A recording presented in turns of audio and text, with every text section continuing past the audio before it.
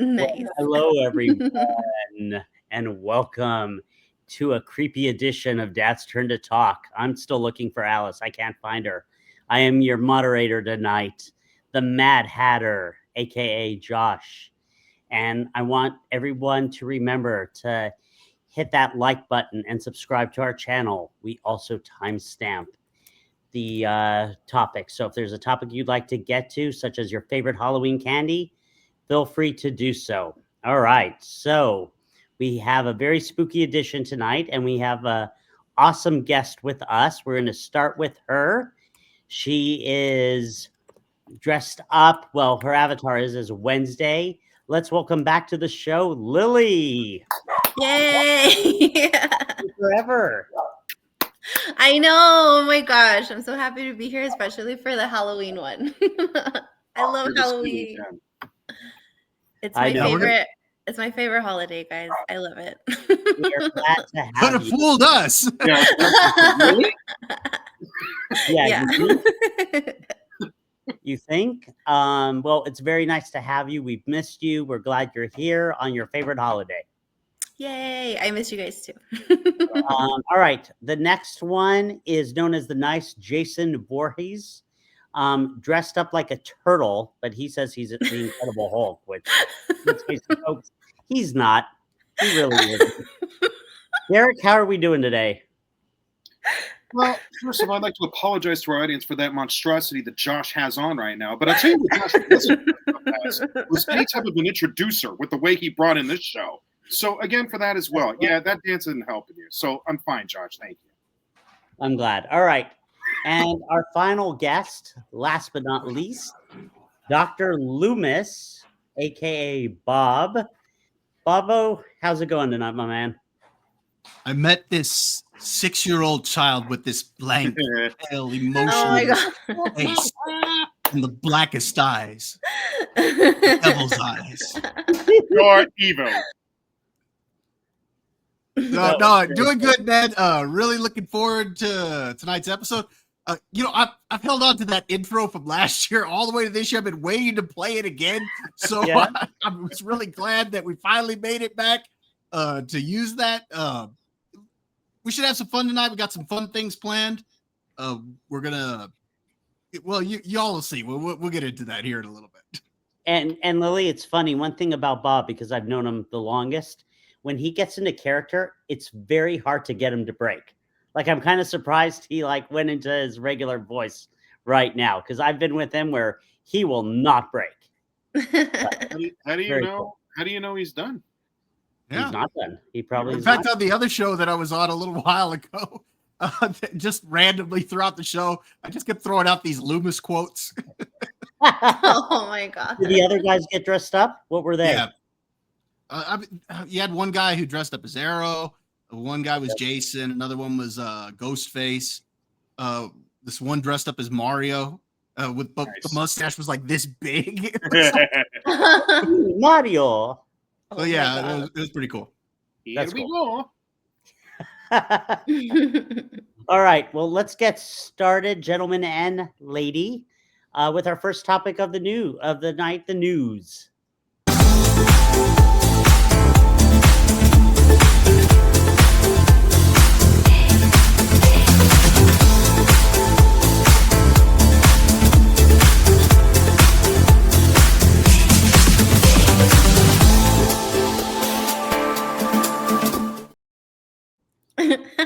Well, Lily's going to be very happy with this first Yeah. topic. Thank God that our mics are muted. Because the squeal that I just let out was inhuman. Oh, Austin. That is funny. Well, that was a good picture. That was a good picture, Bob. I appreciate it. No, you're very welcome. I picked it out thinking of you in mind. So let's make sure we get the good angle. All right. Yeah. I bet, according to Lily, he has no bad angle. No, none. Absolutely none. So anyway, we found out from Variety that Austin Butler is in early talks to join Michael B. Jordan in a Miami Vice reboot. And maybe for some of our younger audience, if you don't know what Miami Vice was, it was a great 80s cop show. I think it was on, what was it on, Bob? Friday nights? I don't remember Saturday? what day it was on. And anyway, Friday nights on NBC. Oh, it was so good. It was so good with Don Johnson and, I can never remember his name. Well, let's get into the article. We'll actually go ahead and go through so that. Go ahead, Bob. Let's go ahead and read it. All right. So Josh already read the headline there. So it says Austin Butler's in early talks to star in Joseph Kosinski's Miami Vice reboot for Universal Pictures. It does say that the deal is not officially done. It says that the deal's ultimately closed.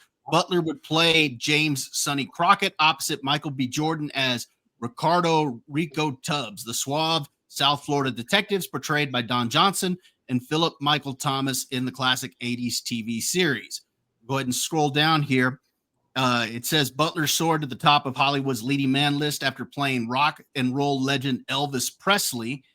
Go ahead and go down a little bit further. It talks about some more of his career. It says that he landed his big screen breakout role in Quentin Tarantino's Once Upon a Time in Hollywood. I thought he was great in that, by the way. Yeah. With projects like Dune Part 2, where he played the sociopath villain Fade Routha, and most recently Darren Aronofsky's crime thriller Caught Stealing on his resume, Butler has become one of the industry's most versatile stars.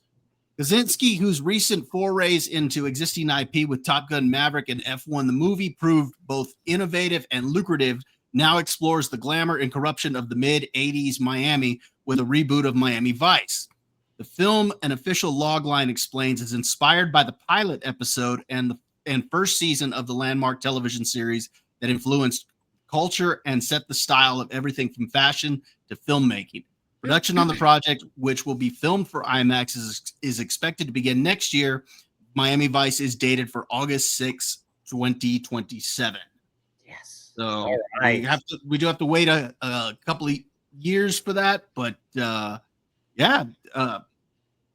it looks like they got this thing. It looks like they're getting the proper pieces in place. Yeah. No. I definitely think this is going to be awesome. I guess let's go around the table with our guest Lily. I think I know what you're going to say, but what do you think about this casting? Had you ever watched any of Miami Vice? Give us your opinion. So I've never actually seen any of Miami Vice, the TV show, because I was too young. I think my brother's the one that got to watch a little bit of it. I don't remember any of that. I do remember the Colin Farrell and Jamie Foxx movie, but I don't know. It just wasn't something that I watch often. So for me, this would be something that I would probably go watch just because of Austin and Michael B. Jordan, because they're both hot. So that's a win for me. Plus, it's like cops, corruption, guns, all kinds of. So yes, I will be there. But as far as like the IP and all that, I have no idea. I've never seen it. As far as like Austin being cast for this, I'm pretty sure that he would do a great job in it. I think this would probably be a good career move for him, even though I don't like the idea of him doing something that's like a reboot. And I think he should do more original stuff. But I think this would help him out because Caught Stealing did not do well. And that was his starring role. And nobody went to go see it, which proves that he's still not bringing people into the theaters by himself. So unfortunately, I think he needs a little bit of a boost with something like this, where he's attached to somebody else who's also someone I consider like an upcoming actor on his own as well, which is Michael B. Jordan. So I think together, this would be like a really good movie. I think it appeals to the guys. Obviously, it's going to appeal to the women, obviously, as well. So I'm pretty sure this would be like a really good box office hit, and he needs this. So I hope he signs up to do it. Nice. Yeah. Derico, what do you think? Do you remember watching this show, and what do you think of the casting? So I was a little young for the show, but that doesn't mean I didn't sneak in and watch episodes here and there. Yeah. It it's good. It's good fun if you haven't seen it. I'm sure you could pick up episodes somewhere. It's 80s at its finest, which makes it great. We're totally dating ourselves here, and that's fine because it was an awesome show, and I still love it. And I got to hand it to them, man. They put the right pieces of the puzzle together with this. Number one, Austin Butler. Lily, I'm sorry. There's going to be one requirement here. He must wear a hot pink shirt with a white suit because that's what the original. Yep, have to do that. Back in the year of 1989, that was what was hot back then. I think he's actually already done that in a photo shoot. Is he really? Yeah, I think that's tremendous. Good for him. You know. And also, I mean, both of them together. That's great casting. That's a perfect pair for a new Miami Vice. You guys familiar with who's going to be directing this film? I was just looking at that. Joseph Kosinski. He directed Top Gun Maverick. He directed F1, which F1 was freaking awesome if you haven't seen F1. That's your favorite movie of the year, right, Bob? Yeah. He directed Tron Legacy, the movie Oblivion, which was really good. I mean, he's got a very unique style, and he definitely can deliver the action. Didn't he do the new Twisters, too? Don't know. I don't think he directed it, but I think he had a role in it. Oh, okay. Like a producer or something? I think so. Point being, this guy knows how to do movies, folks. He knows how to direct. So I highly doubt that we're going to be in for a bad viewing with this one. It's probably going to be a lot of fun. I hope not a lot of CGI because there should be just some natural explosions. Oh, I'm sure. Good car crashes. Yes. Good, clean fun all around. I'm going to be there. You sign me up, just like Lily. I'll probably be there for different reasons. But I'm so looking forward to it. I mean, they look like they got a pretty good hit here. So far, so good. I'm up for it. Would love to see a trailer when it releases. Nice. All right, Bob, what do you think? Did you watch it, and what do you like about this casting or don't like? So I was kind of like Derek, also a little too young to watch all the episodes, but I caught pieces of it here and there. Mm-hmm. To me, what really sticks out here, I think the two actors, like Lily said, they're up and coming actors. I think it looks like that's the type that would have good chemistry for a buddy cop type thing. Mm-hmm. And I think they could really play off of each other very well because they're both excellent actors. I think almost everything that I've seen Austin Butler in, I think he's hit a home run with. And then almost everything I've seen Michael B. Jordan in, he's hit a home run with. I actually thought Caught Stealing was pretty good. I was much better than I expected. His performance I thought was really good and carried that movie.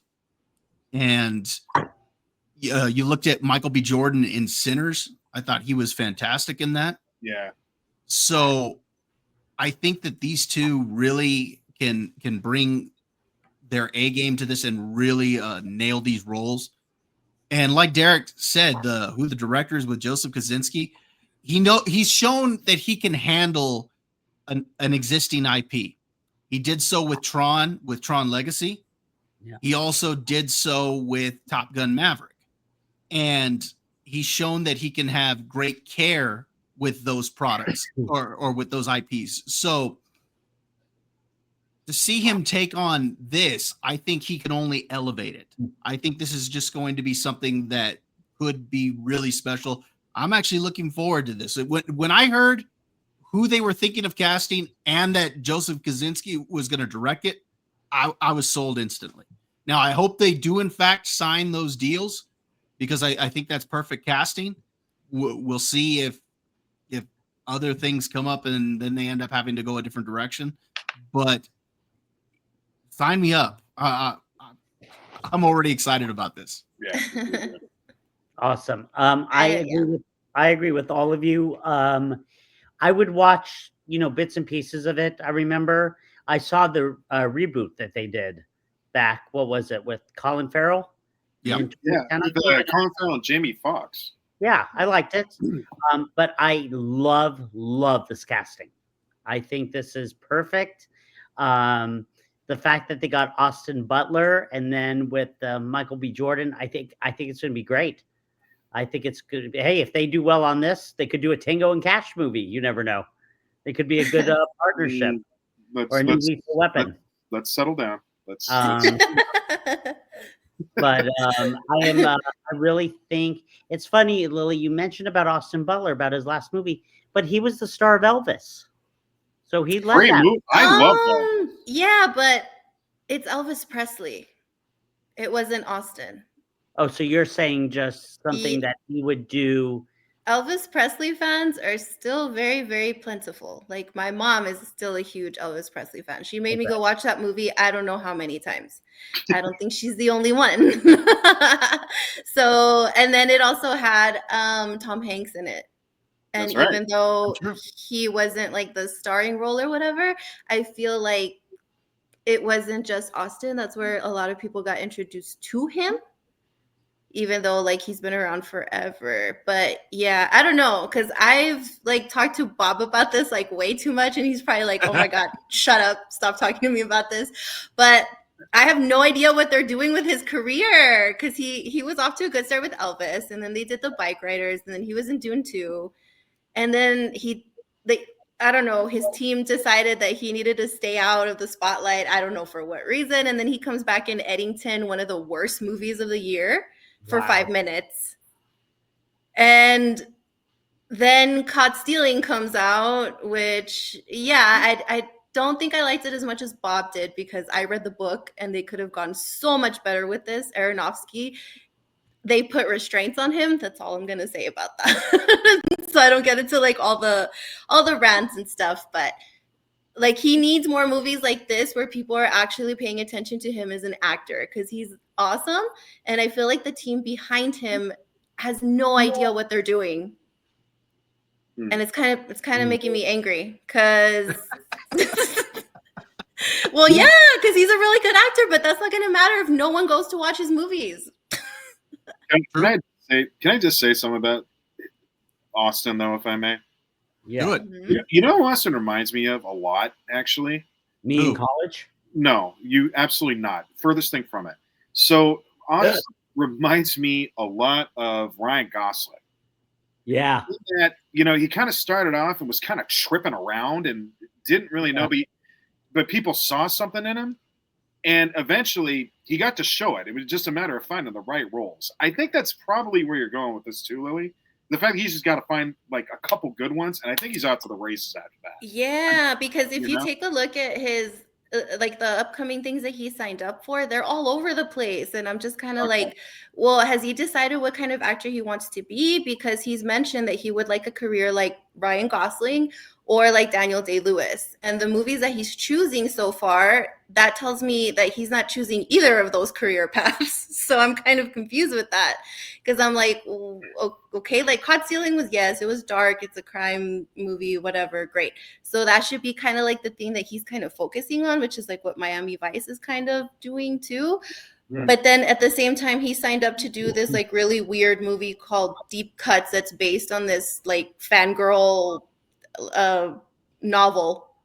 And I'm just kind of like, who's going to go watch that? Like, I don't even think I would go watch that. That doesn't, it doesn't. It's about him meeting some girl in college and they're both like sad about something. And I don't even know what, who's going to go watch that? Like, I've told Bob a million times, I'm like, he needs to be appealing to the men.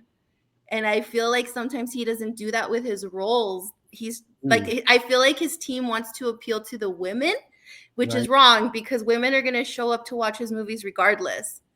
So they have us in there already, because the entire all of the PR stuff that I saw for Caught Stealing was aimed at like thirst traps of him and like for the fangirls, and it wasn't appealing to the guys, and that's why the guys didn't show up to watch this movie.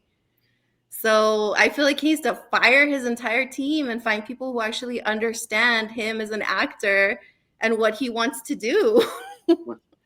So let me just add on about Miami Vice and why this has a good shot of working for both these two. Because in the old Miami Vice, gents, you may remember that Sonny and Tubbs had funny moments too, Yeah. right? That was what made them likable, was the fact that they look cool, but there was also some really genuine, funny stuff that they would do together. Yeah. And that's actually, if they can hit that note with these two, that's going to go a long way, I think. Because to your point, Josh, about the remake, when you're done yawning. Sorry.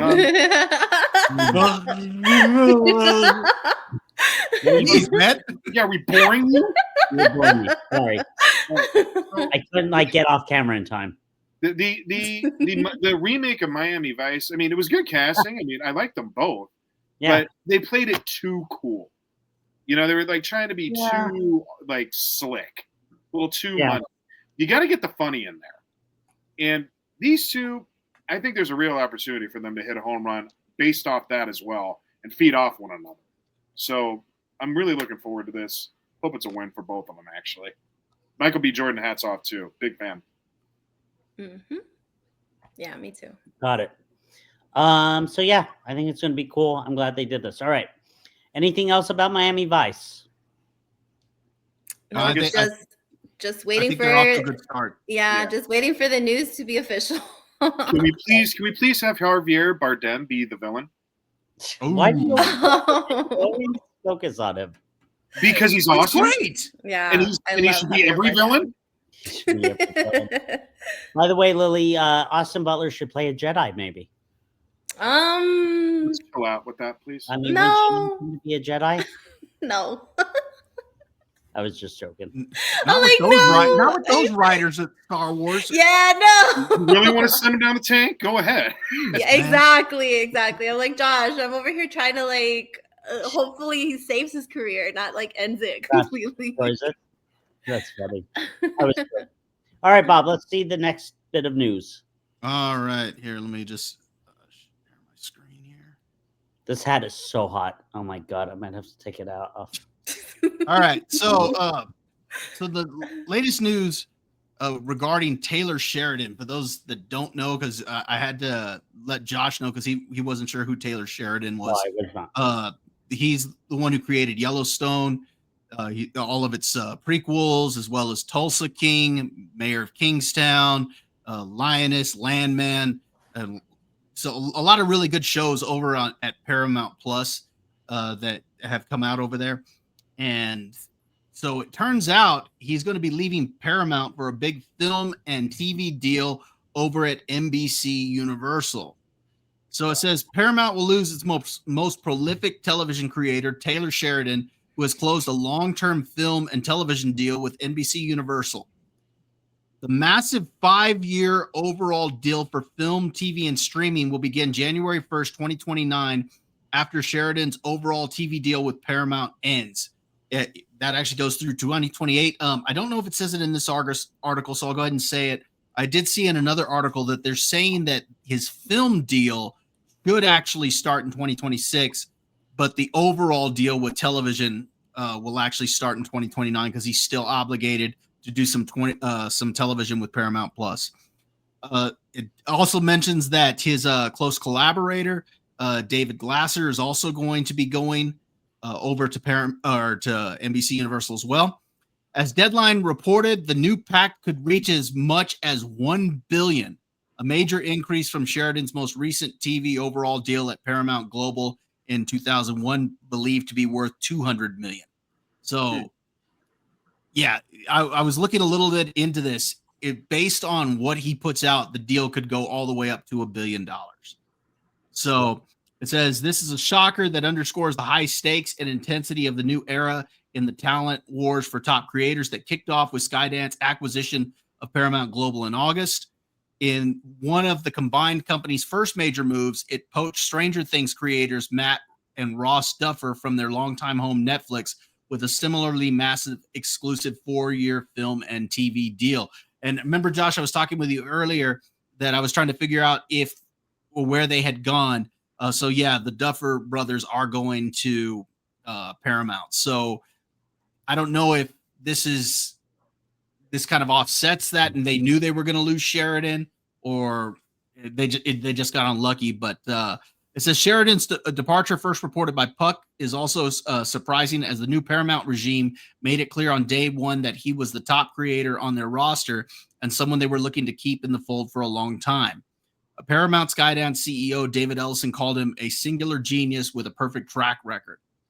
But the Skydance Paramount merger came with top executive changes too, including the departures of Paramount Global co-CEO Chris McCarthy and Paramount Media Networks and Showtime MTV Entertainment Studios COO Keys Hill Edgar, who years ago bet on Taylor Sheridan, giving him his first TV overall deal, and were directly involved in his businesses.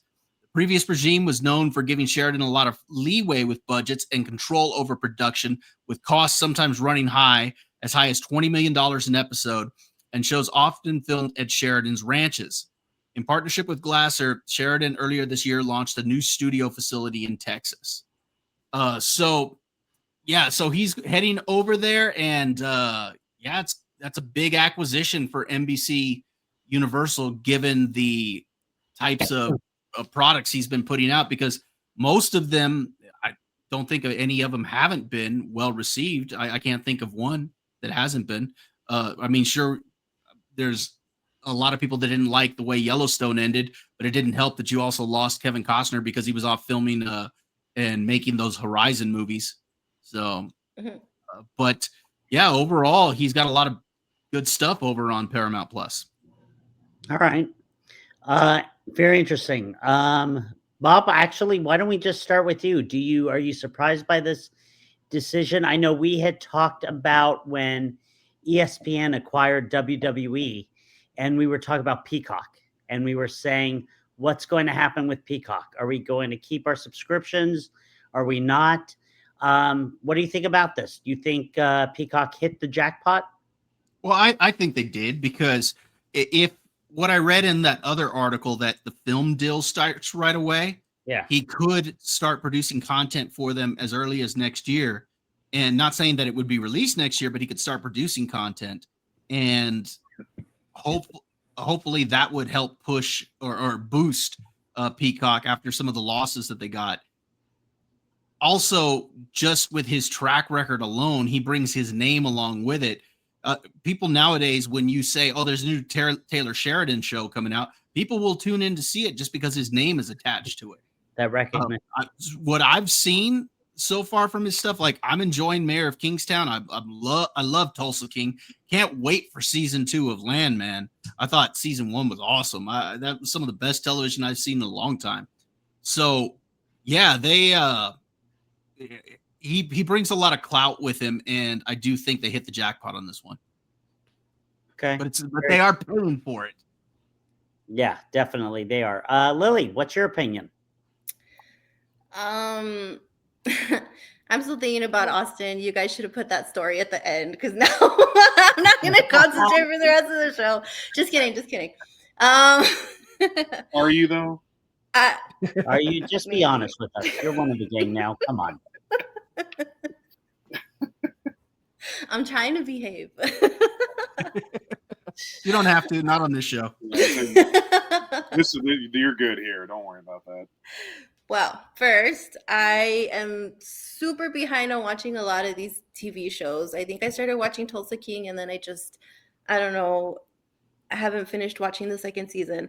But I didn't know this was happening, so I don't really have a lot of an opinion on it. But from what I've seen on his TV shows and a lot of people commenting on them, he seems to be somebody that, like you guys were saying, that as soon as somebody hears a name attached to a TV show, it's going to be successful. So I'm pretty sure this is a really great thing for them to have gotten him involved. So yeah.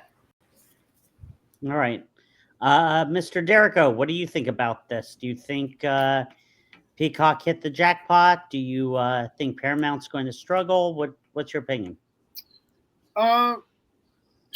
So hard to know in the immediate. I think that Paramount took a big hit for sure. Right. Because, I mean, these shows were pretty synonymous when it came to their success. Yeah. And it's interesting how now whether really it is streaming or shows that they have on linear television, identities can be developed when shows are this big as well. And it seemed like Paramount kind of found their groove with that. And now that the instrument, like the composer of that groove is gone with his instruments, it's going to be kind of hard to pick that up again and put on a new tune. I don't know if he's going to be able to then, bring a new identity over to NBC Universal. If he's that great at what he does, then I'm sure he will be able to. I'm obviously looking forward to seeing what he's doing over there because now it's a brand new horizon for him. It's kind of new turf. But Paramount didn't walk away from this empty-handed either, based off the brothers now heading their way. So now maybe they get a new identity as well, because those guys have proven that they're a commodity just within their own name, the two of them, because Stranger Things is a piece of art that will remain timeless. So because they are bringing that level of awesomeness over to Paramount, I don't think Paramount will struggle. I mean, they may, who knows, depending on, point being, they have a better track record with success than not. So I don't think Paramount's going to be dead in the water, but it'll take a little bit to reinvent the wheel.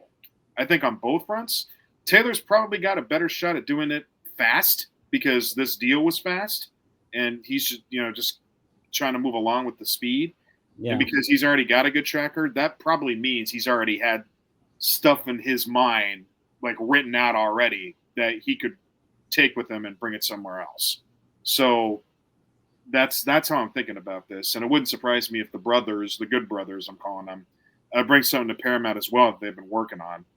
But I feel like the NBC shows are probably going to happen first, NBC Universal shows, and Paramount will catch up, I think. So I don't think anybody's really a loser here. If we get great writing on two networks, sign me up. I'm game for it.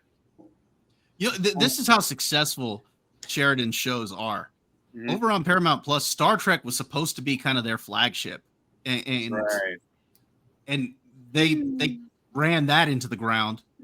So I don't know what's worse, that or Star Wars. Both of them are pretty bad. But Sheridan stuff became what Paramount was known for. That's why people were tuning into Paramount Plus. Mm-hmm.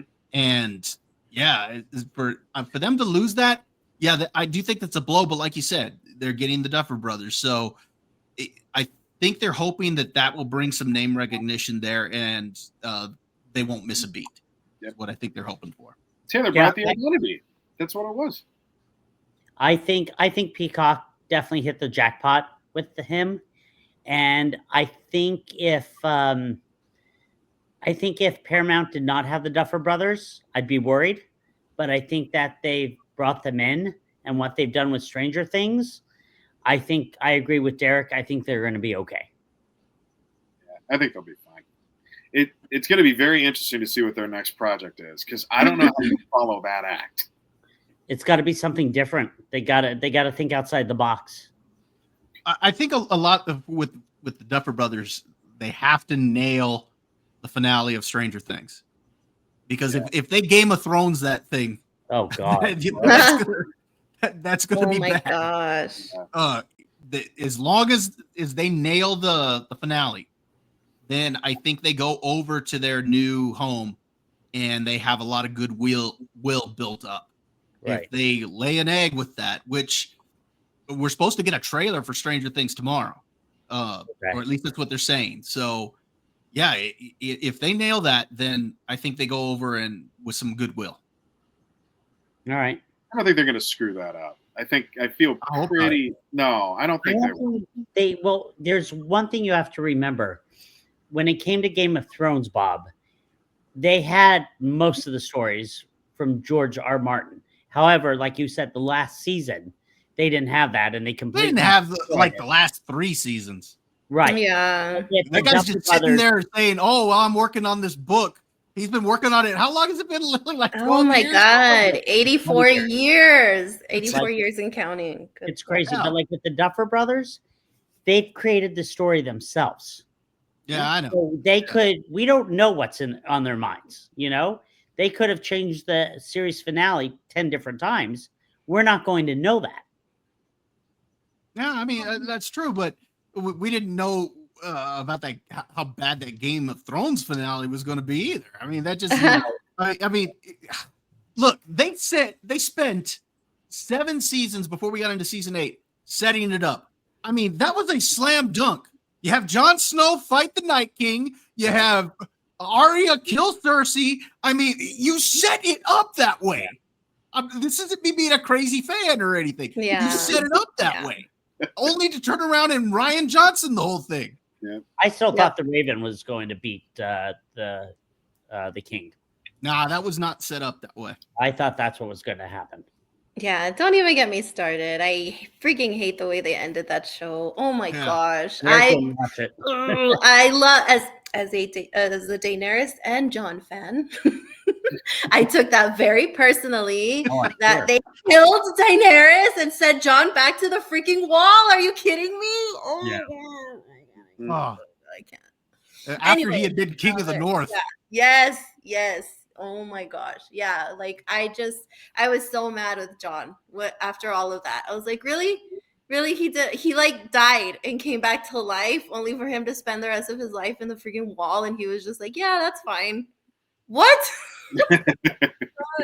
And Daenerys has her entire like arc where she like becomes the queen and then she just goes crazy for no reason. Oh my gosh. Yeah, no, not good. Oh my gosh. Not good. I don't think we can expect anything like fast on this either. Like we're gonna have to give this time, right? Like this is not a sprint, it's a marathon. So let's let the artists do their art. I think just based on what we've seen from Stranger Things, I think it's at least from the first trailer, I think it's going to be good. I'm looking forward to it, and I am curious to see what they're going to bring over. And then, like I said, Taylor Sheridan stuff, I've absolutely fallen in love with his shows. I mean, they're good. Like I'm on season 3 of Tulsa King right now, and good Lord, it's good. I mean, but then again, it's Stallone as a gangster. I mean, of course it's going to be good. What's the dislike? Yeah. Very cool. Right. All right, let's go on to our next topic.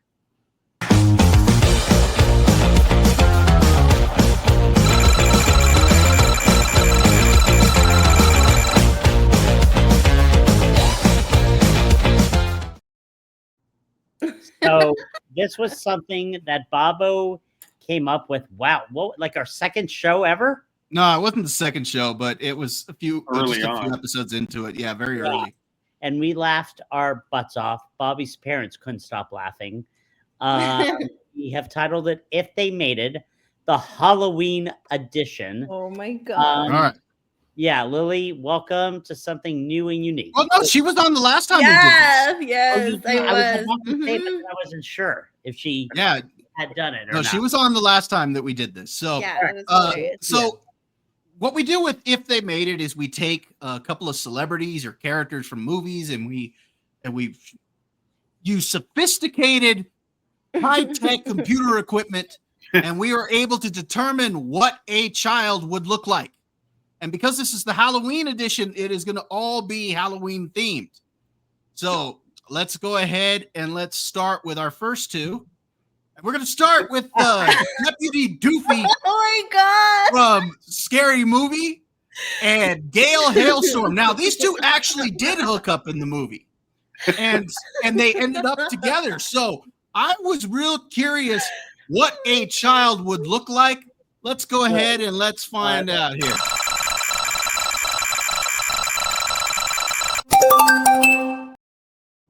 All right. Here we go. I wasn't expecting that. Very good.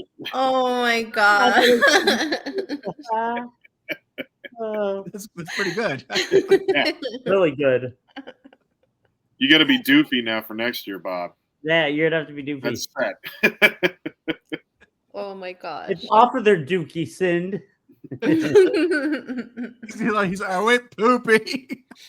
Oh my gosh. Oh. That movie was so good. Oh, hey, it's last week. We actually reviewed that one last week. So, Yes, we did. all right. So now we're going to go ahead and get into our second one here. That's going to be Leslie Nielsen's Dracula from Dracula Dead and Loving It. And Lily Munster. Now, we already know that when Lily Munster hooked up with Herman Munster, a Frankenstein, they had a werewolf as a child, So what would happen if she ended up hooking up with another vampire? Well, let's find out.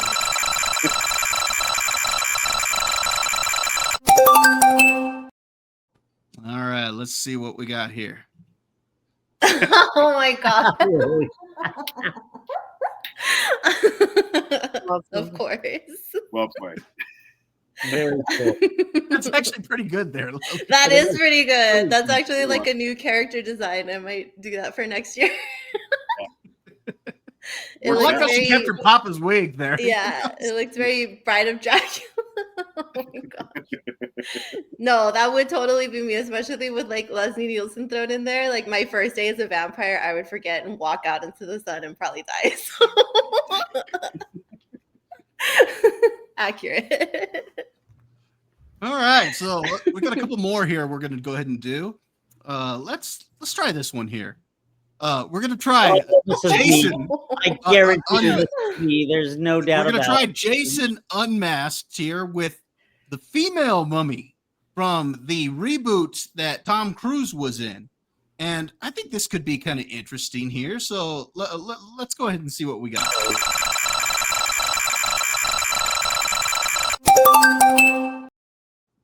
All right. I thought for you it was me. Oh my gosh, the wig. Oh, Derek. Good Lord here. I love how he still got the tattoos too. Though. No. Oh my gosh. I think you've got that attention to detail. Wow, hair's Derek really with weak. long hair. I haven't seen that. No, and you know what? Based off that picture, you probably don't want to either. Look at Oh this. my gosh, that's hilarious. All right, so we got one more here. Oh God. Last but not least. Let's try Igor. No. And Lily Igor has been getting his groove on, and he actually hooked up with the Bride of Frankenstein. Let's see what we can get here.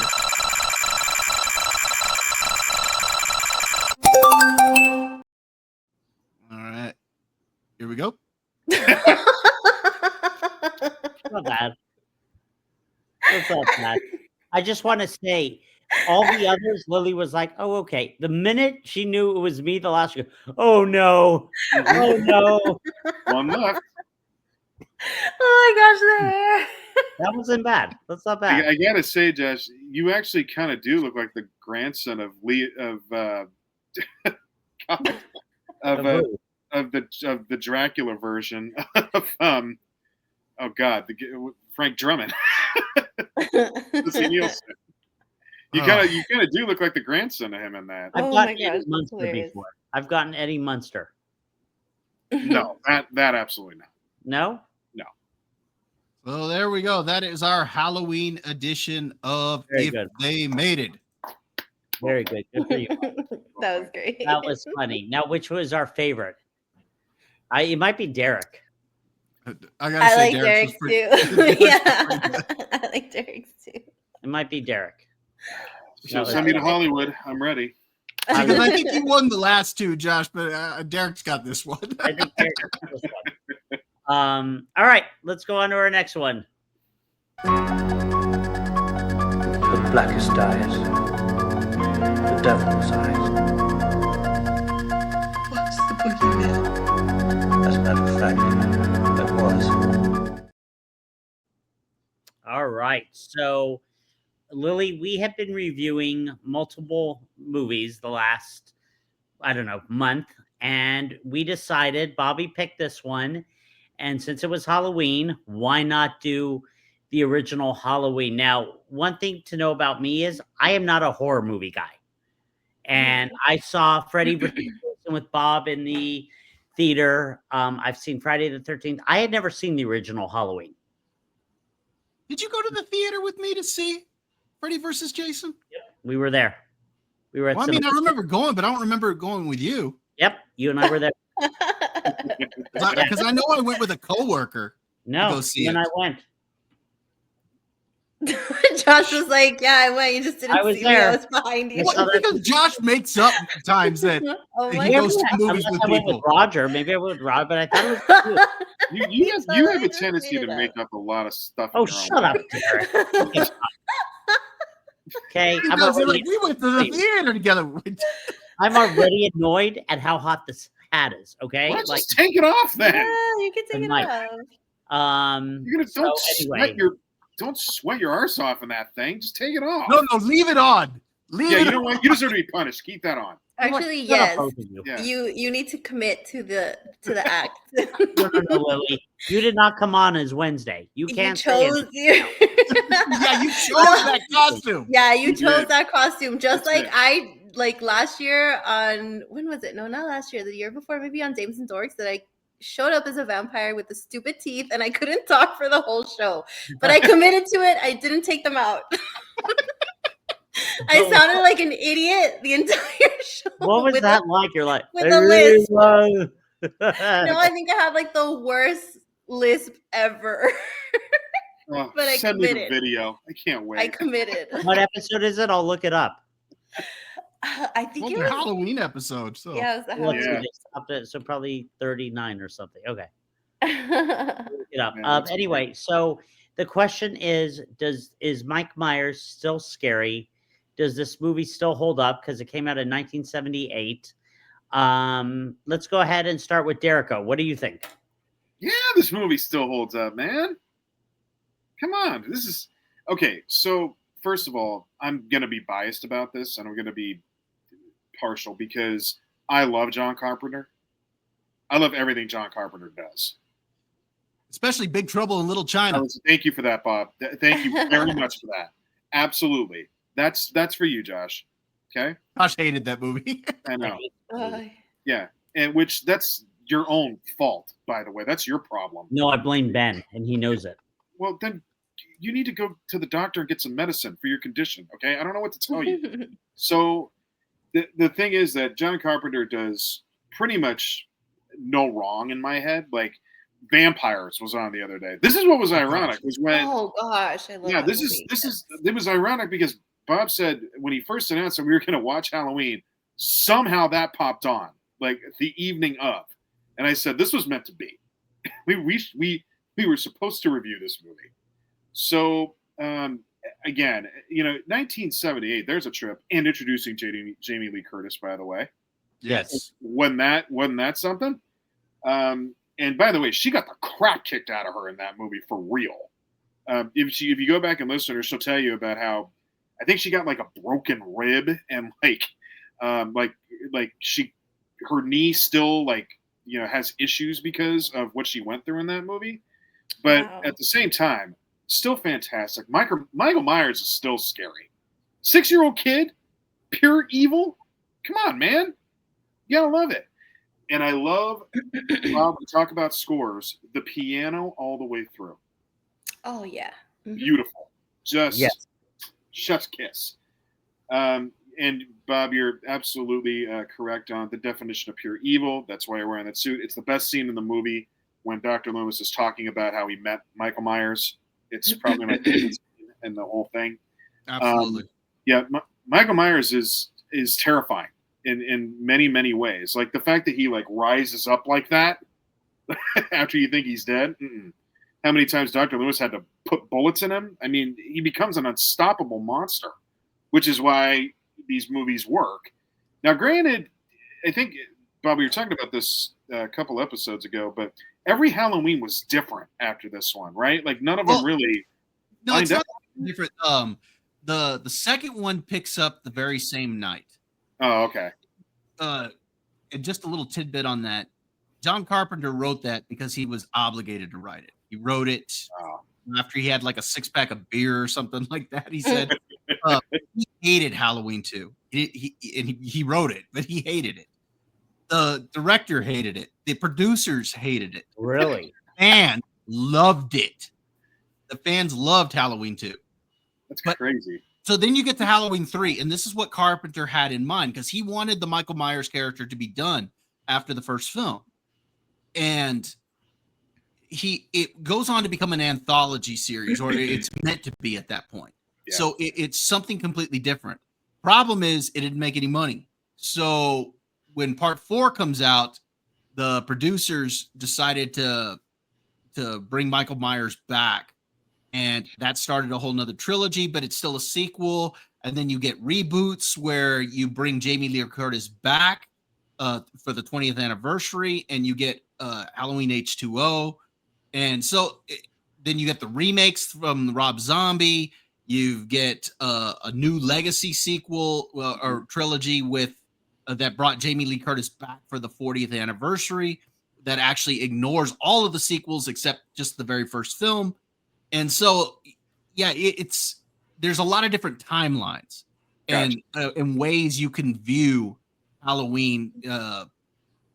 There's certain films I would avoid, but there are certain ways that you could watch it to where you could get like a satisfying film watching experience with it. Yeah, so there was, I remember I caught the one, it was very recent. And Jamie Lee Curtis came back for it. And that one was nuts because she turns into a real badass in that movie. She's got like 2018 one. Yeah, the 2018 one is awesome. That one I liked. I liked that one a lot. Really good. Yeah, she did. There are a few problems with it, but overall I think it's a good movie. Yeah, it's really, really solid. They did just a nice piece of business there. So yeah, man, what's not to like?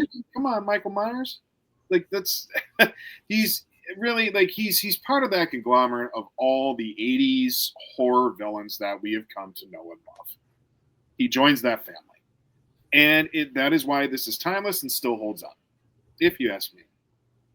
Got it. All right. Lily, what do you think? He's definitely still super scary. I mean, just staring at him behind Bob this entire time, he's just so menacing. Like he's so creepy, especially because of I was gonna say the eyes, but the lack thereof with the mask. Like it's just so creepy. And then of course Derek talked about the soundtrack, but one of my favorite things of this movie is actually the opening scene. What I like about a lot of horror movies is that I like to judge them based on their opening scenes of the way they set up the movie for you. And this one does such a great job because it's one continuous shot. And how they did that is so awesome. And then the way that they frame it, when Michael's going upstairs to find his sister and he puts on the mask and you just see like his point of view with like the eye holes and everything that's going on, like that's brilliant. And that is so awesome. Like I love that entire sequence. So to me, if a horror movie can get you like right at the beginning and it's setting something up for you, that's awesome. Especially because when you think about it, you're seeing all of this through the eyes of a 6-year-old. So you're like, oh my gosh, this is a little kid. When like he goes outside and he's got like the bloody knife and the dad like pulls off the mask, you're like, oh my gosh, this little kid just straight up murdered his sister. So I think, yeah, he's still super scary. I mean, can you imagine just like, well, actually, I don't have to imagine it because every single Halloween, somebody dresses up as Michael Myers whenever we go out trick-or-treating. And what I love about these people that are dressing up as him is they capture the vibe. Like there have been so many of them who just stand there as people are trick-or-treating and you're just like, is he real? Is he one of like those animatronics? Like, is he gonna jump out at you? Like, what is he gonna do? Like, he's just so menacing. Like, he's so scary and his design is just so simple. And I know a lot of people like to complain that this movie isn't scary and that it's boring and that whatever. But like, I think it's brilliant. I really do, just because, like I said, it's the simplicity. You don't need a lot of gore. You don't need a lot of nonsense happening around it. It's just a lot of suspense. And like, he's scary. Like the way they frame him, like he's just really scary. Like another scene that I like too is when he's at the school and one of the kids runs into him and you're like, oh my gosh, that kid is so lucky. He is so lucky.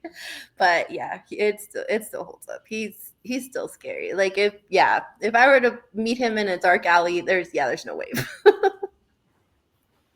Wow. All right, Baba, what do you think? Okay, yeah, this holds up. And kind of like Lily said, it there's a lot of suspense in this movie. The way it builds tension is brilliant. Yeah. I mean, Mm-hmm. like we don't get Michael Myers actually having his first on-screen kill, adult Michael Myers, until 2/3 of the way through the movie. I mean, yeah, he killed that one mechanic, but that happens off screen when he takes the overalls and stuff, or the mechanic outfit. But you don't actually see him kill anybody until he kills who is it? Annie he kills. Yeah, the girl. In the car, and that's the first one that you see, and that's like 2/3 of the way into the movie. And yeah, it just builds up tension all the way up to that point.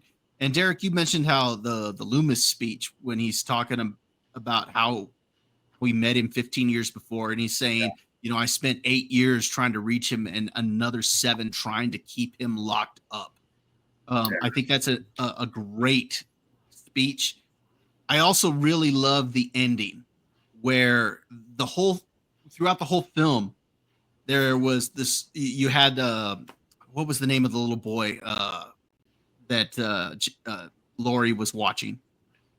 Tommy? Oh God. Thank you, Tommy Doyle. Tommy, yes. Yeah. So she's watching Tommy, and he's saying, well, I see the boogeyman. The boogeyman's out there. And this all goes back to when the little kid or the other kids were telling him the boogeyman's going to get you. And so you get to the end of the movie, and after Loomis shoots Michael and he goes over the ledge off the balcony, she looks at him. She looks at Loomis and she says, it was the boogeyman. And he says, as a matter of fact, it was. And I think that's just awesome. Yeah. I mean, that's setup and payoff, because you've been setting up this whole thing about the boogeyman, and then Loomis confirms right at the end, yes, that was the boogeyman. And I thought that was awesome. That was just well written. And yeah, he's still scary. You mentioned, Lily, the lack of the eyes. The mask, that's a William Shatner mask. Yeah. And they just altered the eyes a little bit. They made the face white and stuff, but it was a William Shatner mask. And throughout all of the films, they've never been able to duplicate that mask. They got, I think with the second film, I think that's still the main mask, but it had some wear and tear on it because they didn't take care of it between films, so it looks different. And then the closest that they've gotten was the 2018 version, where it's just it looks identical, but it's tattered because it's supposed to be 40 years later. But yeah, they've just never been able to recreate it. Some of the masks in some of the sequels are pretty goofy, but especially in 4, which 4 is actually a good movie, but the mask looks bad. But you look at this mask, this one right over here, that's scary. That's scary. That's scary looking. I see that coming. Yeah, I'm going the other direction because that's pretty scary. Overall, the film, it doesn't have a huge body count. Like you said, Lily, it doesn't use a lot of gore. This is not like Saw that's trying to gross me out or anything like that. It's simple. It's not a long movie. At the end of the day, it does what it's supposed to do. And yeah, it still holds up to this day. Oh, and a point, whether Michael Myers is still scary. I don't know if you guys ever saw the episode of Jimmy Kimmel where after the 2018 one came out, or it was coming out, they did like a photo op with Michael Myers, and Jimmy Kimmel had something set up on like outside the studio where kids could go in and take a picture with Michael Myers, kind of like how you take a picture with Santa Claus or the Easter Bunny or whatnot. And so they were advertising it to get your picture with Michael Myers. And so parents were sending their kids in to go take a picture. This one kid walks in there, sees Michael stand up, she turns around, and goes, "Nope," and just walks. That is funny. Oh my god! Awesome. Perfect response. Yeah, she's That's just like, amazing. "Nope," and Nope. walks out. Anyway, this was the first time, from what I remember, maybe I've seen parts of it, but watched the whole thing, and I loved it. I thought it was. I told Bobby this yesterday. Movies were made so much better back then. I don't know what it was. Just the better writing, and just the way they, did things. To start off, you had that eerie music playing throughout, which was awesome. I mean, every time something was about to happen, you would hear that Halloween music.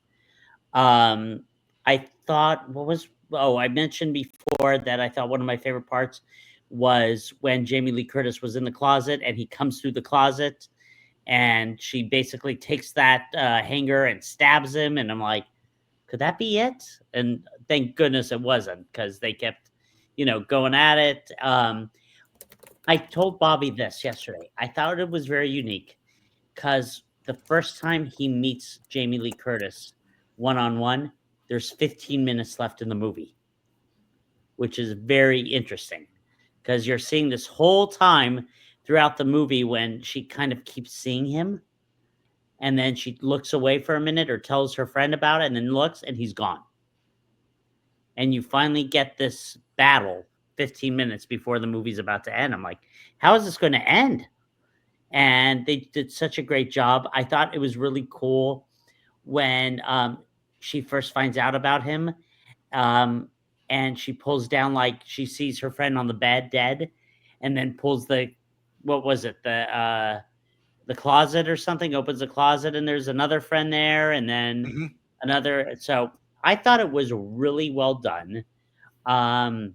Maybe I'd like to see what you said, the 40th anniversary one, or maybe the second one. Yeah, there's a couple ways that you could watch this. You could watch 1 and 2 by themselves, right? And it's kind of a definitive ending. Or I would watch 1, 2, and 4. Yeah. And that's fine. I wouldn't watch 5 and 6. Both of those suck. Okay. But you could watch 1, 2, and 4. Or you could watch 1, 2, and then H2O, which is the 20th anniversary that brings Jamie Lee Curtis back. Okay. And there's a sequel to that one, Resurrection, but don't watch that. That one sucks too. That has Busta Rhymes doing karate that he learned from a movie, and he electrocutes Michael's balls, and it's terrible. So don't watch that one. But you could watch it. It should have never happened because H2O ends in a way that it should have been a definitive ending. Right. So you could watch 1, 2, and H2O, and that's a good viewing experience. Or you could watch 1 and then watch the 2018 one that brings Jamie Lee back for the 40th anniversary. And because that's kind of a reboot with a new storyline. I wouldn't watch the 2 sequels to that because they got progressively worse, but I thought the 2018 one was pretty good. Yeah, Halloween Ends was terrible. Oh, yes. I almost asked if any of her friends survived, but guess not. But the 2018 one is pretty good. Here's the one thing I'll say about Jamie Lee Curtis, and you had mentioned, Derek, how this was her first movie. She showed some loyalty to this franchise. Yeah, she did. I mean, because she came back for the 20th anniversary. Obviously she came back for Halloween 2. She came back for the 20th anniversary. She came back for Halloween Resurrection, and then she came back for the 40th anniversary, and then the 2 sequels after that. So she has shown some real loyalty to this franchise that got her started, and I think that's really cool. Yeah. You know your roots. You know where you came from. No, true. I thought it was very well done. I mean, Josh, and here's a little tidbit. I don't know if you know this or not. Do you know who her mother is? Jamie Lee Curtis's? I did at one time. I can't remember. My gosh, yes, the lore. Yeah, she was the one who got killed in Psycho in the shower scene. That's right. Yeah, that's right. Yes. So her mother was known as the Scream Queen, and she became a Scream Queen because she did a couple of different horror movies as well. So that is funny. Yeah, no, I do remember that. That's good. That's good. God, there was something else that was good. Oh, did you guys see this little Easter egg when the little girl, I think it's Richards now, that's the last name from all the Real Housewives shows, Kyle Richards. She's watching the movie, and in the movie, it says the Winchester house. Did you guys see that little? Okay, yeah.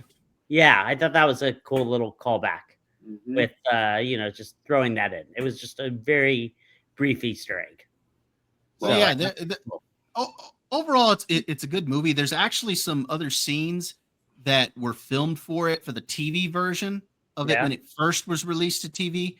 That I'd kind of like to see a couple of those put back in. Like, there's a scene where it shows Loomis talking to like this board, and they're saying, "Hey, you're going to have to transfer him," or I forget exactly what it was, but he's like, no, he's too dangerous. And this is, I guess, was when Michael was still a kid, and he goes in to see Michael afterwards, and Michael's just staring at this wall, and Loomis tells him, "You have them fooled, Michael, but not me." that's so good. Yeah, that's cool. Yeah, that was good. That is So- good. Good calls So- on. I was very happy with it. I thought it was a great choice. I didn't find it scary.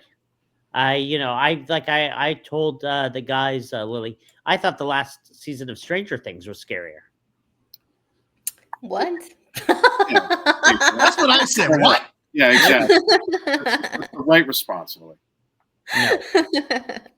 No. Yeah, the scenes and I'm on the finale actually, by the way, so I don't want to continue with it, spoil anything, but yeah, I thought it was good. It went by fast, and it was good storytelling. So, all right, everyone. Anything else? No, that's it. Yeah, it was fun. pretty much This it. was a fun one to watch. Good one to watch. Good choice. All right, let's go on to the next thing. All right.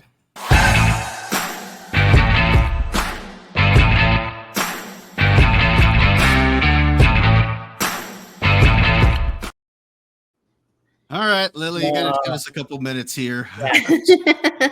Gotta give us a couple of minutes, cause Shut up. Yes, thank you. what do you need? All right. As usual, we're into our fantasy football recap. We are on week 8, and unfortunately, things didn't go well for a couple of us. You bunch of losers! So we're just gonna go ahead and jump right into it. And Derek, Oh my god, that doesn't even look like you. it looks like Jason from that picture. Oh my earlier. god, that is really weird. So Derek, you went with Dak Prescott, and Derek texted me afterwards. He's like, he says, "I can't believe I played that guy." Yeah, I would have. I hated the fact I did that. So, 8.62 points. Jonathan Taylor, you went with 4.4 or 40.40 points. J.K. Dobbins was a good play, especially with his price point, 17.1. Cortland Sutton, 10.7 points. Dyke from Tennessee, very good play because he was only 3,400, 16.4 points. Tez Johnson, 9.3. Warren from Indianapolis, also 9.3. Cade Otton in your flex at 8 points. You went with the Colts defense at 7 points. Your final score was 126.82. Final verdict.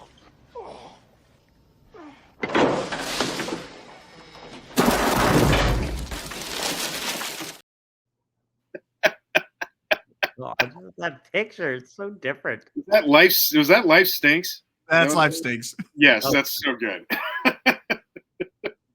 Life. All right. I think I saw that. Second place. Ugh. Oh, bravo. So I went with Bo Nix, 24.78 points. Bijan Robinson, boy, he was a big letdown, and he's really what I think the one that cost me this week, 6.8 points. Derrick Henry did fine at 19.1. Troy Franklin was one of my best plays, 26.9 points. I went with Mims Jr. He only had 2 runs for 18 yards. They didn't even throw him he didn't have any catches. So 1.8 points. Also went with Tez Johnson, 9.3. Also had Kate Otten at 8 points in my tight end spot. Jonathan Taylor, 40.4. I went with the Colts defense, 7 points. My final score was 144.08. Final verdict?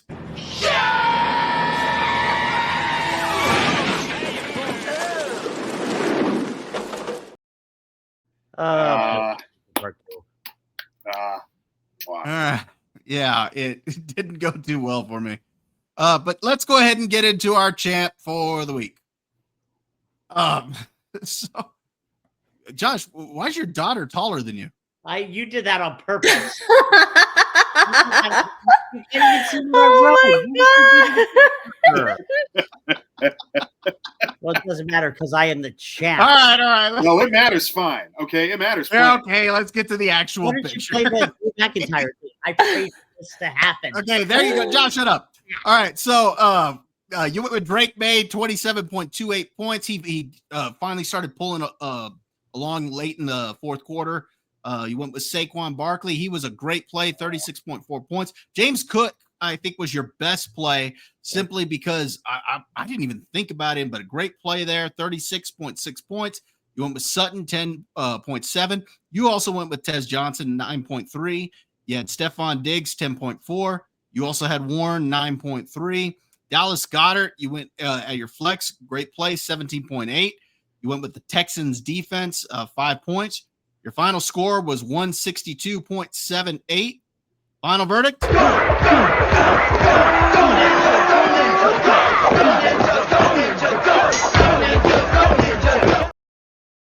Yes.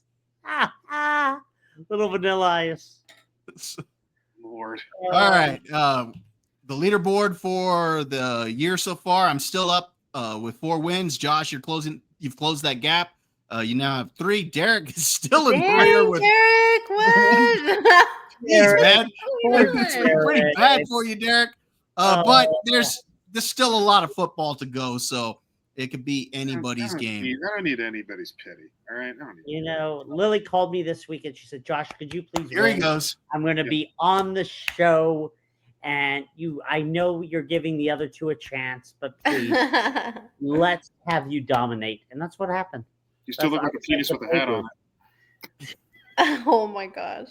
Just keep in mind, Josh, that every time you do this is when it blows up in your face. So keep doing it. Here's a little dance. God. All right. Derek, we know you got to leave a little early tonight. So before we get into our final topic, we're going to give you an opportunity to go ahead and do your closing thoughts and rants for the night.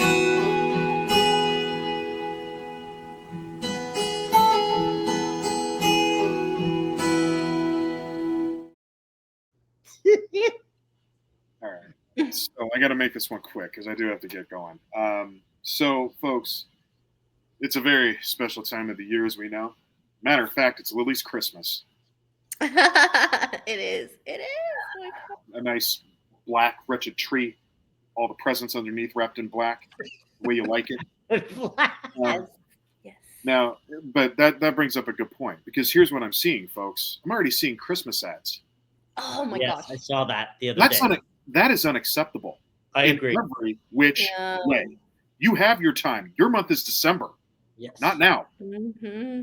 Did you just decide to give the middle finger to all the Thanksgiving turkeys while you were at it as well? No, nobody gets to enjoy stuffing without saying hi to Santa. No, that's not acceptable behavior.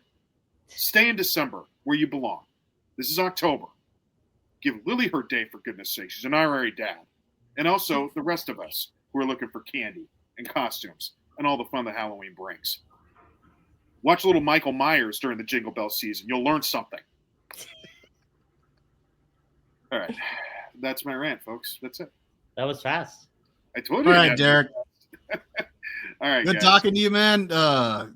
You be safe out there. We'll see you next week. All right, happy Halloween, folks. Lily, thanks for coming on, guys. Talk to you soon. Yeah, I'm going to do my real rant right now. As soon as you're not going to do anything. Stay out of it. Fly off here, Bob. So Okay, that's really my cue to leave. Okay, bye, guys. Bye-bye. Oh, all righty. All right, let's go to the final topic of the night.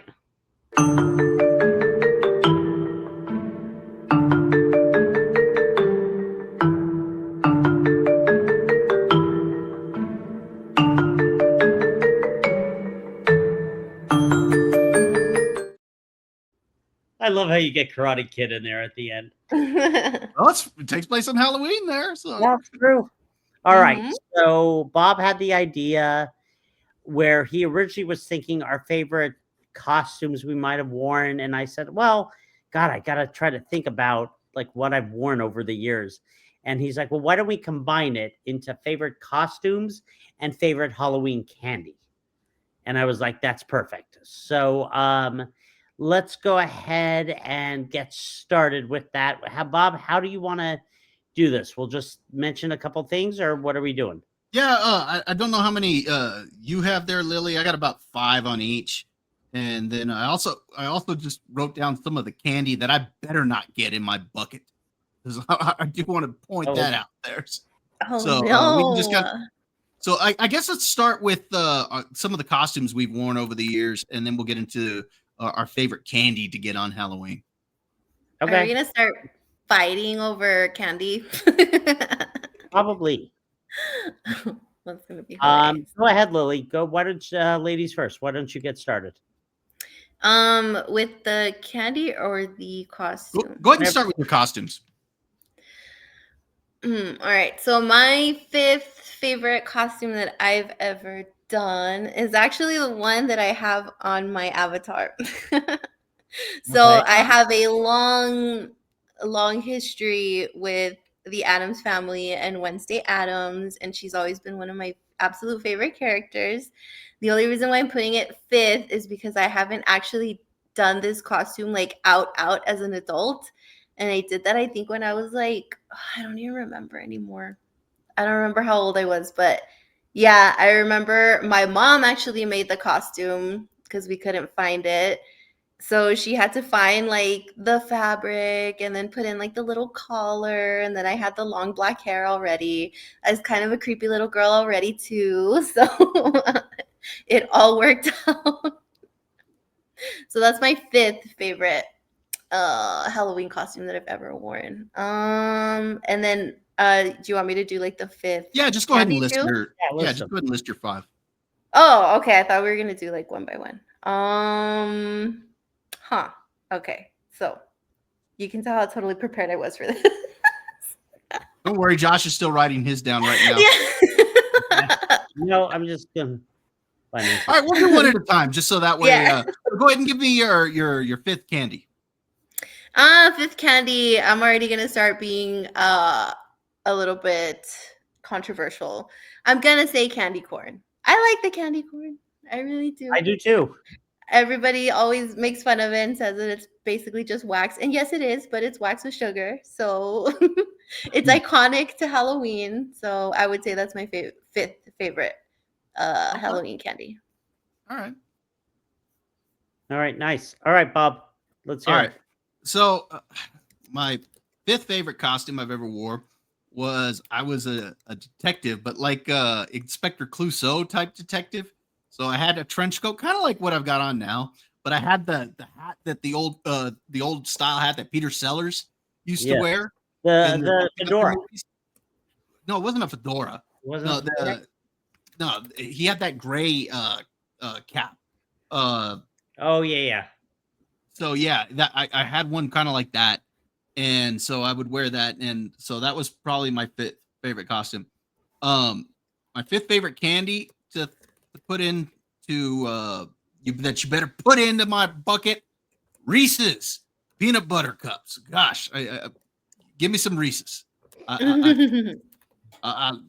Peanut butter chocolate. What's not to like about that? Now to go, just because I said I was gonna say the ones not to put in my bucket, I'm gonna go ahead and throw candy corn in there. Now I gotta say, it's not because I don't like it. I actually do like candy corn. But I'm not going trick-or-treating to get candy corn. I'm going trick-or-treating to get Reese's and stuff. The candy corn to me, that's the type of stuff you put in the party mix bowl, it's for Halloween parties and stuff. I'm not going trick-or-treating to get that one. So that's the only reason why I'm saying candy corn, because I actually do like it too. So. All right. Very cool. And what about you already went for the costume. Sorry. Did you get like a little too overheated with the hat? I did. I had to take it off. All right. My fifth costume, honestly, I thought it was cool. I wore it last year, was Batman. Oh, And nice. I would say that I've worn more costumes since being a dad than before. And so I thought it was a pretty cool costume. And then my fifth favorite candy, I would say Snickers. Right. I've always loved Snickers, and yeah, it's one of my top fives. All right, Bob, let's go ahead. Hit your next one. All right. Real quick, you feeling better now that you got that hat off? Oh my God. My hair's a mess, though. I got to put it back on. Would an enema help? Yes, it would. Yeah, you need to commit to it, Josh.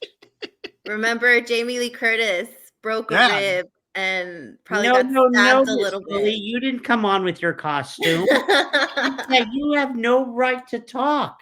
But wait until you see my actual costume for Halloween. You had the assignment for 2 weeks. It's gonna be all crazy. I'm looking forward to seeing that. We'll see it. Yeah. All right. So my next favorite costume, number 4, I have this Dracula costume that I wore the first year that when I was working at Fur's supermarket. Oh my God. And it was kind of like an older style, kind of like it had like a medallion on it and whatnot. So the cape that came with it. So I really liked it. So that's my number 4. Also for my number 4 for candy, Twix. I like Twix. And so put that into my bucket. So good, yeah. And number 4 for the one that I do not want, Dum Dums. I didn't go trick or treating to get a bunch of suckers. Why are you thinking negatives? I don't understand why you're. No, just because it came to my mind while I was doing this list. I was like, oh yeah, I like these. But I remember when I would go trick or treating and I'd be like, wait a minute, that's a bad house right there. That's the type of house that gives Dum Dums right there. So you got to pick and choose your house. And you know how you know it's a good house? Because they got decorations up. Yes. Yeah. And that's how you know it's a good house. So yeah, Dum Dums. All right. Lily, go ahead. So my 4th favorite costume, I think, was probably my vampire one that I did for the show last year, because and then it kind of sucks because when you're streaming, like, it doesn't pick up any of the details, and I spent so much time putting on this makeup, and then you couldn't see anything on the actual stream. Like, on the pictures, everything looks so cool. Like, I even had like all these creepy veins all over my face, and like I spent like 30 minutes just getting the blood drip right, and then for none of it to show up on the actual stream. I was so pissed. Oh my gosh. But at least I have the pictures. But yeah, that was one of my favorite ones because I committed to it as well. I didn't take my teeth off, even though I sounded crazy. And I love vampires. Those are probably my top favorite monsters of all time. So yeah, definitely my vampire one. And then my 4th favorite candies is probably Sour Patch Kids. I love the Sour Patch Kids. Okay. Yeah, so mine is like I'm either a chocolate person or I'm a like sour candy type of person. So I love me some Sour Patch Kids. Those are amazing. That's usually what I get when I go to the movies every single time. So yeah, that's my number 4. Very cool. My costume when I was very young, I was a wrestler. Was definitely into wrestling and was probably trying to be like Hulk Hogan. Had like the tank top and the shorts and the wristbands and the belt. You didn't walk around in the underwear, did you? No. Had shorts. And then I would say my 4th favorite, I'm going to say probably Kit Kat. I really love Kit Kat. Yeah, Kit Kats are good. Kit Kats rock. I enjoy them. I used to eat way too much of the unwrapped ones that they just released. So I had to kind of stop there because I'm old now and I have to, be careful. Oh no. But I love Kit Kats. Yeah. And then, all right. So, let's see. I guess Lily, what is your favorite? What are we on? Number 3? Number 3, yeah. So I guess my number 3 favorite one, I actually did this witch costume one year and I went crazy with that makeup as well. I actually painted myself like half green and then I had like all these like crazy other things that I put on there too. The like silver, I don't know, glitter, I don't know what it was, but it was like long silver hair. It wasn't like your traditional looking witch except for like the green color on the face. But I did have the big hat and I was wearing a whole bunch of jewelry and everything was just black with the velvet cape. And that one came out so cool. I remember we went to a house party that year and I think it was just me and a couple other people that actually wore makeup. Everyone else was just wearing like your traditional, just throw on a costume and not even try. So I got a lot of compliments on it that night. So it was so worth doing all the crazy makeup on it. I actually do have pictures of that one up on my Instagram as well. And then my third favorite, I'm gonna go with the Twix as well. I love Twix. Especially because you don't get just like, yeah, you cannot go wrong with Twix. Especially because you open it and you feel like you're getting more candy because there's 2 of them in there. Even though you're not, but I just like to think of it that way. There you go. Nice. All right, Baba, what's your number 3? All right. So, Josh, you know this. Growing up, I was a big 49ers fan because I was a big Joe Montana fan growing up. Yeah. And my mom, she got me an authentic 49er helmet. Oh. And so I dressed up as a football player as a 49er that one year and used that helmet. So because of that, that's my number 3. I still have that helmet. I love that helmet. I got to show it to Derek. Derek would really appreciate that. And then my number 3 candy would be Snickers. Again, chocolate, peanuts. you can't go wrong. It's great. I don't care if they're the fun size or if it's the little mini ones or whatnot. Either one is good. And then just again, a candy that I did not like getting, Tootsie Rolls.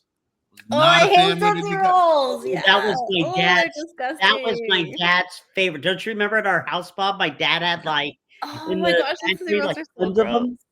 Yeah, I don't like Tootsie Rolls. Now, here's what's funny is I do like the flavored ones. Yes, that's what I was about to say. That the flavored ones are actually good. Like the cherry ones, the lime, all those plain. So no, see, those are good. But the regular plain ones, I used to hate when I would get those in my bucket. I'd be like, really? This is what you're giving out? Like, yeah. So yeah, Tootsie Rolls. I never liked getting those. Got it. All right. So my number 3, my third favorite costume, I wore a couple years ago. We went as the Incredibles. And so I was Mr. Incredible. And it was just a cool costume, had like the muscles with it and the mask. And I just thought it was really cool. And I think Lisa was Mrs. Incredible, or the mom, and Charlie was Violet. So that was really cool. And my third favorite candy, very similar to you guys, Twix. Yeah. Love Twix, love the chocolate, love the caramel. Agree with you, Lily, that you get 2 of them. Mm-hmm. Have always been a big Twix fan. Mm-hmm. All right, Babo, what's your number 2? All right, so after the Batman 89 came out, that was the big thing. So I had this Batman mask that was actually like a rubber mask. So this is one of those that when you put this thing on, you were sweating in this thing. But I was committed to wearing that thing. I'd even put the black makeup under my eyes so that way you couldn't make out the eyes and stuff. So it looked really, really cool. And it had the insignia built onto it. So it was the insignia from the movie and whatnot. So nice. So that Batman costume was my second favorite. And then these next two candy bars they're actually my favorite candies, period. So that's why they're going to make number 2 and 1. But number 2, Three Musketeers. Oh wow! I love Three Musketeers. That almost made my number 1, but the other one just topped it. But I love that nougat that you get into in the Three Musketeers. Yeah, so I love that. And then again, what I didn't want in my candy or in my bucket, Jolly Ranchers. Really? I mean, it's not that they taste bad, but I'm just like, I thought it was disappointing when I go to a house and get a Jolly Rancher. So on Halloween, yes, but Jolly Ranchers are actually like any other day, that's fine. But on Halloween, I'm trick or treating. You go up to the house and then they give you Jolly Ranchers. You're like, okay. So yeah, those are my number 2s. Got it. All right, Lily, what are yours? My number 2 favorite costume is the one that I did last year, and that was my Lydia Dietz costume. So I went with the full version of the red wedding dress. Oh, okay. And You gotta look at these pictures. Yeah, they're all on my Instagram. But yeah, I was kind of thinking about it. I knew that I wanted to do like something Beetlejuice themed, and Beetlejuice 2 came out last year, and I was between being what's her name? Jeez, I can't even remember her name anymore. But the one that Monica Bellucci plays. Oh, I wanted to I wanted to be her. Wife. Yeah. Yes, I wanted to be her, but but the character obviously didn't stick around because I don't even remember her name. Dolores, her name is Dolores. Yes. Yeah. So anyway, I thought her design was super cool, and I was gonna do that, but I was like, you know what? Like nobody's gonna know who I am. They're just gonna think I'm like a stitched together like female Frankenstein or something. So I'm not gonna do it. So I went with Lydia, but I didn't want to go with like just her full black outfit or anything because that's kind of I like the drama, obviously. So I decided to do the wedding dress, and there's also a short version of it too. But I was like, no. If I'm gonna do the Lydia wedding dress, I'm gonna do the full super long dress, and that's exactly what I did. Made my hair all crazy, makeup was all crazy too, and I loved it. I loved it so much. It was so much fun. And then my number 2 favorite candy is Skittles. I love the Skittles. Oh, really? Okay. Yeah. So Skittles. Like I said, I'm either like especially the sour Skittles. I'm either a chocolate or a sour candy kind of girl. So yeah, Skittles. All right. Okay. Very cool. So my number 2, I wore this costume. Bobby might have even seen me in it when we were in elementary school. It's one of the ones I always remember. I was a vampire. I was a Dracula. And I remember having the cape, the white shirt, the red, bow tie. And then my mom painted my face. I had the white. I remember face. that. You remember that? I think so. Yeah. With the, had red makeup on, and it was really cool. Really cool. It's just something that's always stuck with me. My second favorite candy is Hershey's. Oh, Hershey's are so good. I love Hershey's. My father, may he rest in peace, loved Hershey's. It's my number 2. Charlie brought one home the other day, and I went like right for it. She let me have one of them at least. But something about it. Like my father loved the Hershey's with almonds. Like they have to be Hershey's with almonds. Oh, yeah. I'm either or. But I would say I'm more of just the plain milk chocolate. Nothing on it. But just so delicious, sweet, and just love it. All right, so that's mine. All right, our number 1. Let's go for you, Bob. What is your number 1 candy and your number 1 costume? And go ahead and your number 1 you don't want in your bag. All right. Okay, so for the costume, I don't know if you remember this, Josh, but I had a Ninja Turtle mask. Again, it was a rubber mask, so it wasn't like. But I could never really find a turtle outfit that I really liked. Yeah. To go with it. So what I did was I would wear the turtle mask, and I took that. It's almost like a detective hat or whatnot. Yeah. But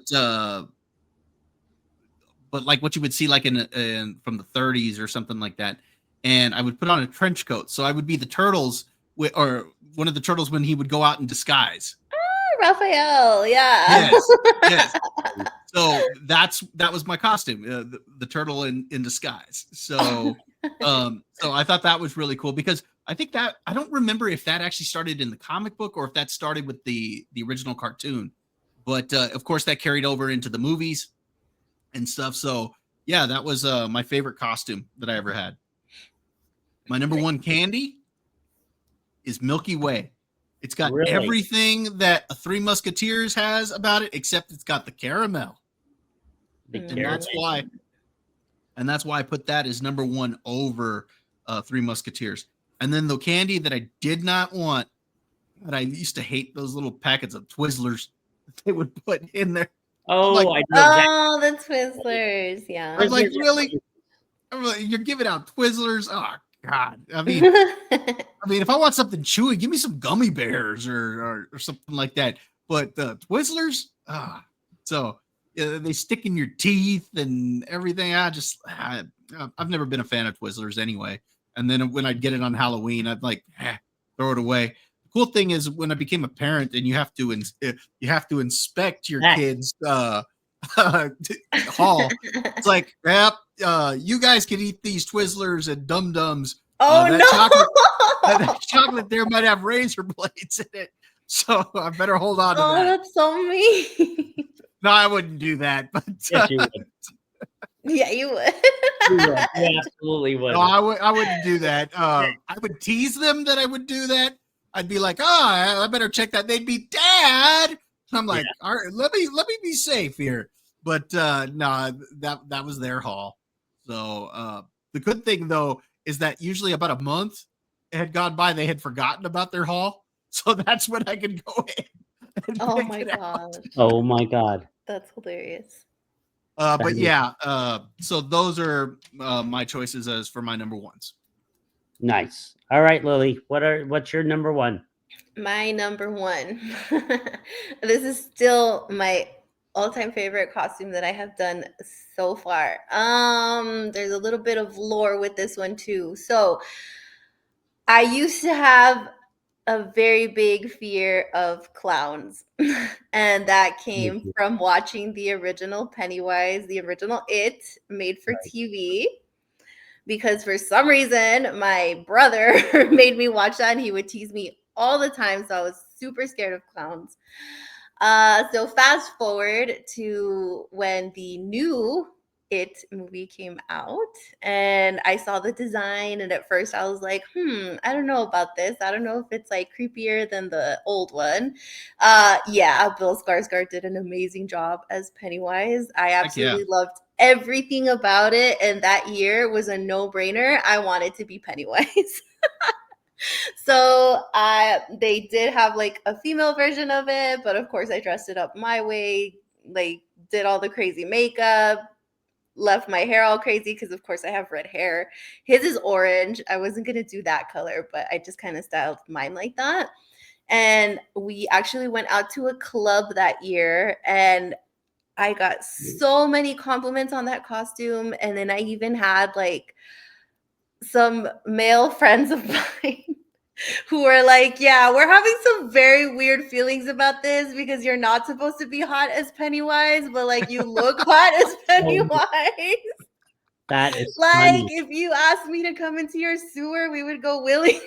Oh my god, that is funny. So I got so many comments and compliments like that I was like, oh my gosh. Is that one on your Instagram too? It is on my Instagram, yeah. And I think maybe I need to revive that at some point, especially since the new series just came out. Oh, yeah. And it looks like they updated Pennywise's look a little bit. So I might have to probably do that one in the future again. But that's my all-time favorite costume that I've done so far. I even committed to the whole thing. I had a red balloon with me. Oh, wow. Yeah. It was amazing. That's awesome. And then so that one was my favorite one. Oh, and also I need to redo it because I actually bought the teeth that came with it, and I didn't get to wear them out. Since we were going to a club, I was like, I don't think I want to be talking weird all night. So I didn't get to wear them. So I still have them, and I plan to wear them. And then my number one favorite candy is gonna be Snickers. You cannot beat a Snickers. But it has to be like the full size Snickers. Do not be giving me those minis. I want the full size Snickers. But yeah, there you go. Those are my number ones.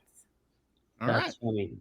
So my number one costume of all time, you're gonna laugh, but it's my Cookie Monster costume. Why?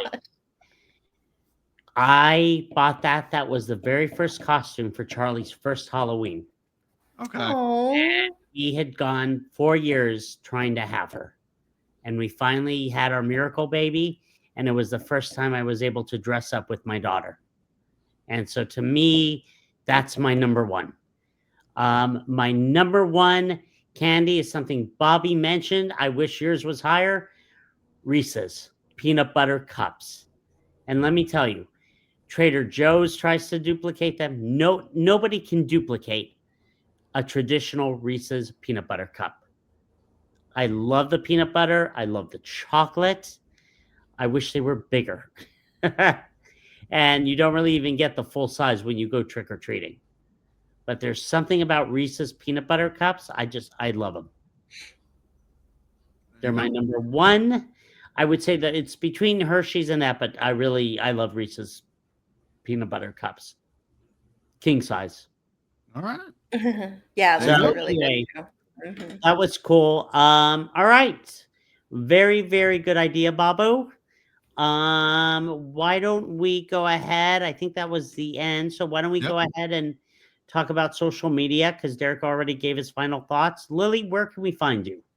So I'm actually back on the Monday Hangover, which is the show with Drunk 3PO. We've got Sevi on there. We've got Epic Mike. We've got a whole bunch of really cool people on there. And they've been doing the show. I haven't been able to be on there for a really, really long time. But I'm back now. The last episode that we just did, we actually reviewed oh my gosh. It was The Ring. Yeah, The Ring. Sorry. Wow. I like blinked out there. Yeah, we reviewed The Ring, and then for next Monday, we're actually going to be reviewing The Nightmare Before Christmas, which is one of my personal favorites. So yeah, you definitely want to tune in for that. My first show back, and as Bob pointed out, I started fighting with everybody in the chat. Oh, that's funny. Bob, were you on it? No. But I had tuned in because occasionally I go back and watch the show.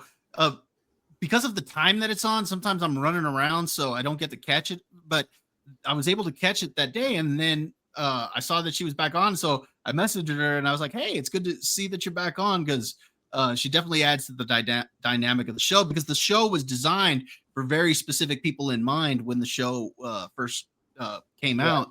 And so, yeah, it's good seeing her back on there. What's and the show our friend Blaine is on there too. It's coming on next week.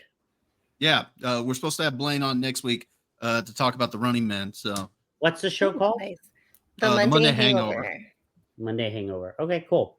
Mhm. So you're back on there. You're still on X. I'm still on X, still causing problems wherever I can, of course. But yeah, those are the two main things that I'm going to be on mostly. So I'm going to be a little bit more active on X now, and of course the Monday Hangover as well. So definitely check that out. I'm pretty sure we're going to start doing all the Christmas movies, which I was trying to extend it a little bit further to do more like spooky movies in November, but I think everybody's over it already. So we're going to start doing all the Christmas movies. I'm going to try to get away with fitting Krampus in there because it is a Christmas movie, but it's also a horror movie. So Krampus. Oh. Yeah. But yeah, definitely don't miss out. Nice. All right, Baba, where can we find you? You can find me over on my YouTube channel at Bob Loves Movies. The channel's name is Was It Good? You can find me on X and Criticless. I'm also on the MSK show on Mondays, and you can catch me over on this new show on Fridays, over on Lapsed Comics channel. It's called The Last Panel. It's a bunch of the panelists from the MSK show, but without MSK. So that's our therapy session. Oh my gosh.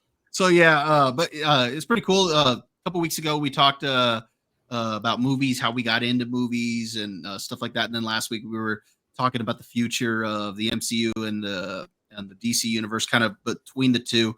What are we more excited about is what's coming out. So I thought that was really cool. I won't be on there this week because of Halloween, but should be back on there the following week. Nice. All right. And you can find me on Facebook and Instagram and LinkedIn and TikTok. I'm the Family Man of the Valley. Also, he probably didn't even think about this, but Derek, he would say you could find him on Where the Old People Are on LinkedIn and Facebook. Little shout out there. So we hope you have a very safe and happy Halloween. Be together with your family. Make sure nobody gets lost. And we'll see you next week. Thank you, Lily, for coming on. Thank you guys for having me. Yay. Thank you. All right. Have a good night. Good night. Night.